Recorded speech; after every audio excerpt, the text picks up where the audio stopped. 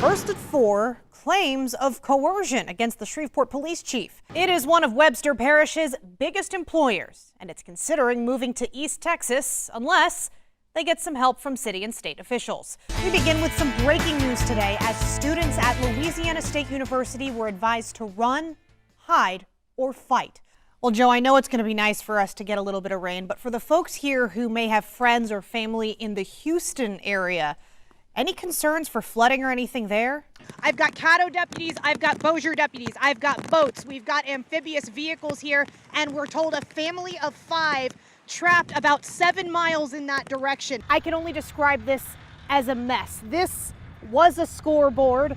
We begin our team coverage of this with KTBS 3's Dominique Brogel. She's live outside Government Plaza. So Dominique, to be clear, is Perkins sending first responders to tomorrow's rally? Some people in Bossier City are dealing with a disgusting situation. So disgusting, we actually decided to blur it. Take a look at this. Also in Caddo School, Superintendent Lamar Gorey is fielding a long list of questions and complaints from school bus drivers who say things have got to change. They say you can't be in 2 places at once. Well, what about 3? We went digging through public records and found LSU's neurosurgery department was billing Medicare for surgeries by a top doctor who didn't actually perform them. I've been trying to press the campaign staff. Who would you rather face in that runoff?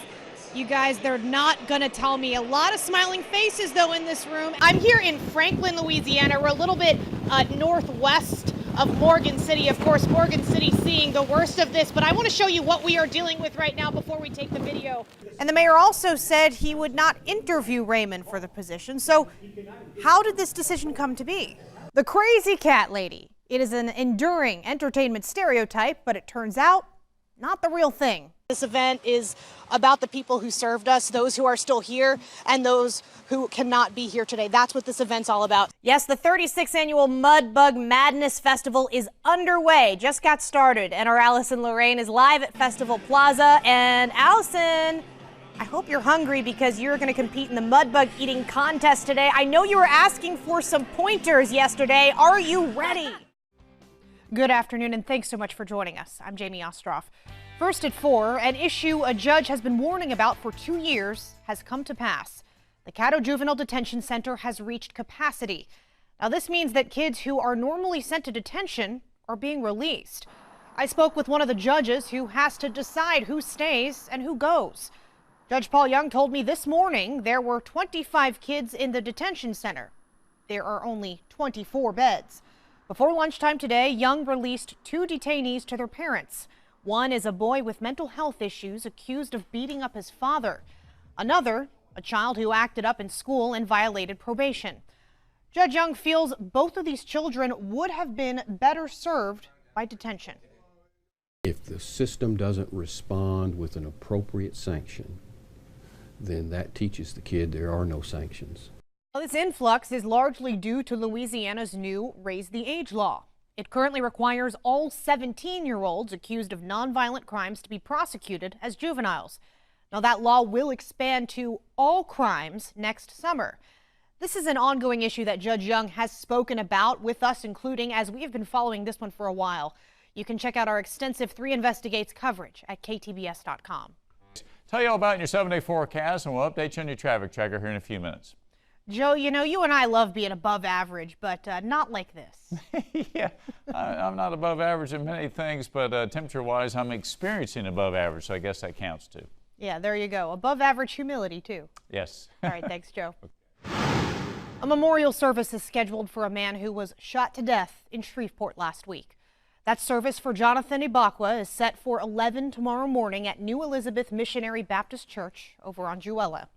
According to the Caddo Coroner's Office, Ibakwa was found dead last Wednesday night in a backyard that was over on the 3500 block of Kingswood Drive. He was only 35 years old. No one has been arrested in this shooting, so if you have any information that can help investigators, call Caddo Crime Stoppers.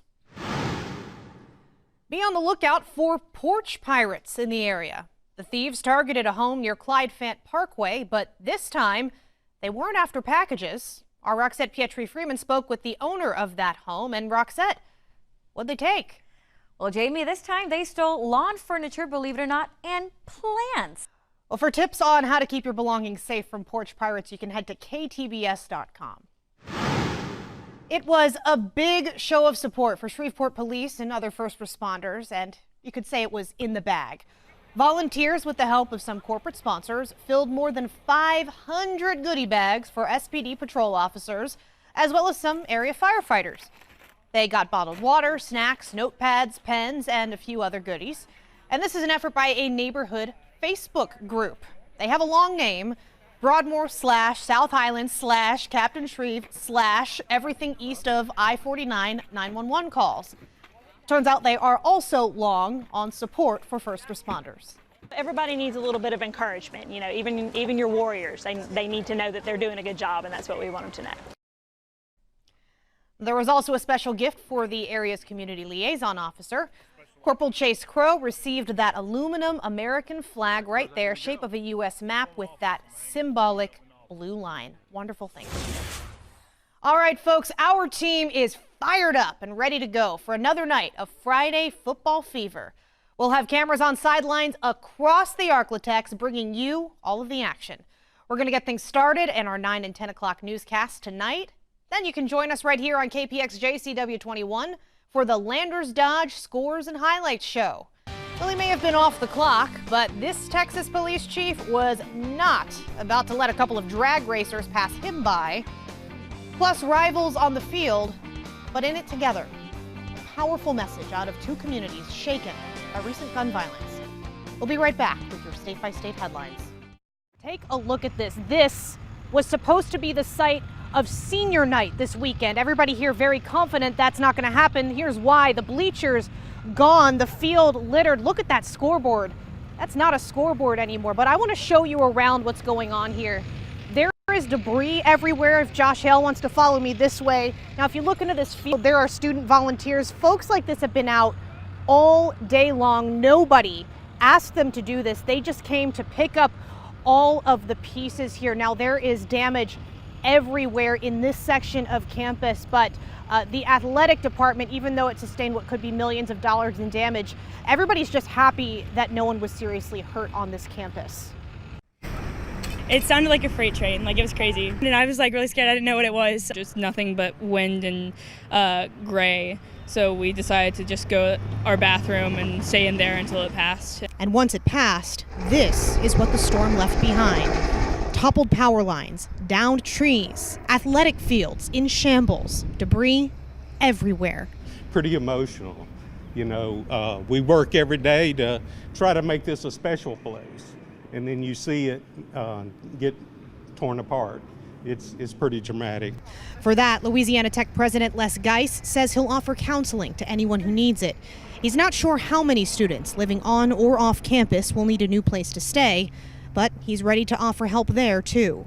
We're reaching out to them and saying, if you need a place, you know, we've got some additional capacity on the core of our campus, in the core of our campus. But it's the athletic department that really has its work cut out. Baseball, softball, soccer, tennis, all of those, you know, are devastated.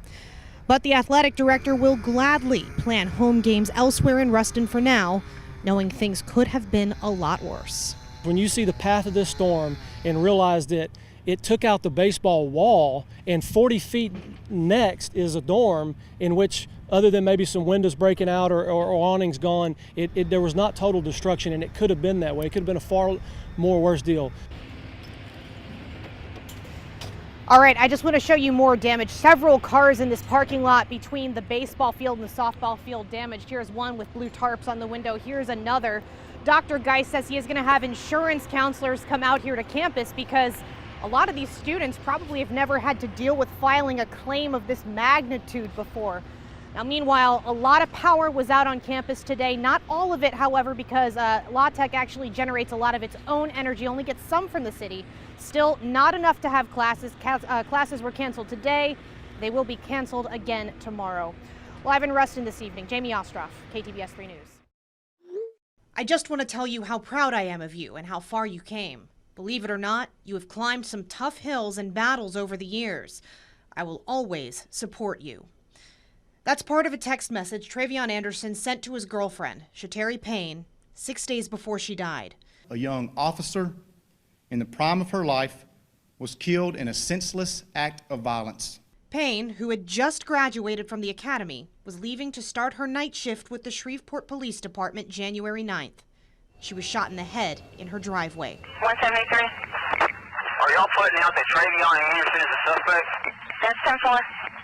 Okay, I had him detained in a patrol car at this time. We believe Anderson shot and killed her and concocted the false narrative of her being murdered by an unknown suspect. His cousin, Lawrence Pierre II, and a friend, Glenn Frierson, are accused of helping him hide the gun. Prosecutors are now building their case against Anderson, the man who they say pulled the trigger. It's a big one. And we went through it all. Hundreds of pages revealing text messages, Google searches, and interviews that tell the story of a planned-out murder of a woman trying to escape an abusive relationship. Investigators interviewed Payne's mother and grandmother, who was on the phone with Payne when she died, with the line on mute. Both women said Anderson treated Payne poorly, breaking her police radio and accusing her of cheating in the weeks leading up to her death. They said Payne had found a new apartment, put down a deposit, and was supposed to pick up the key on January 15th. But according to Payne's grandmother, Anderson had other plans.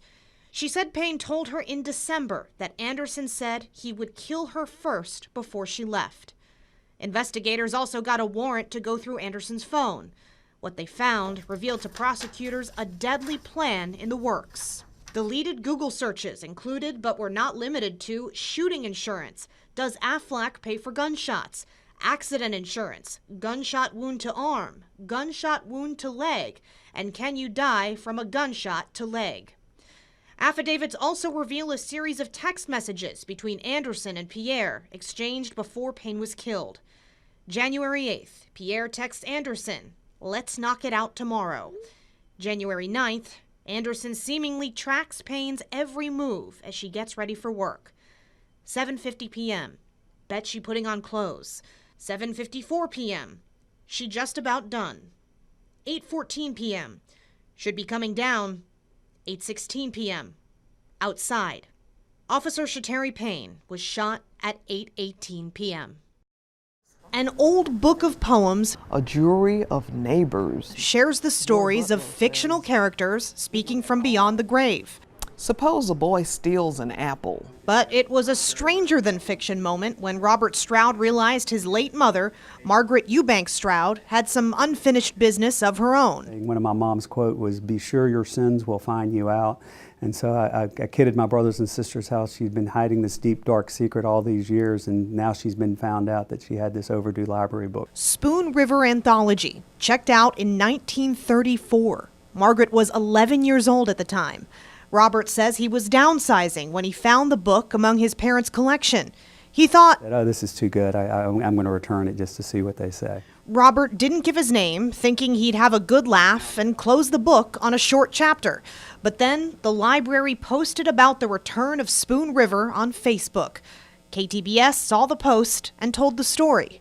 That book just got returned last That's amazing. week. And honestly, my wife and I don't pay a whole lot of attention to the news. We knew nothing about it until Caitlin, our 11-year-old, she came home from school and she has to do a news article, or 3 news articles every week that she has to summarize, and she asked her mom, "Can I do the article about Mom's library book?" And the Strouds did some research. And then the next thing that we found out is that this went viral, and all the different links all over the United States, from the New York Times to Inside Edition, and then all over the world. And then they did some math. When the book was checked out, Shreve Memorial Library would charge 5 cents per day that a book was overdue. In that vein, I'd like to give you a check for an overdue fine. Oh, and my. It even says it up here at the top. It does. Over book return late. It was 30,000 days late. That's $1,542.65 from all 5 Stroud siblings, paid in full. I'm still amazed and astounded, but we will put the money to good use, using it to promote early literacy and lifelong learning. An epilogue of sorts in this story about a lover of literature.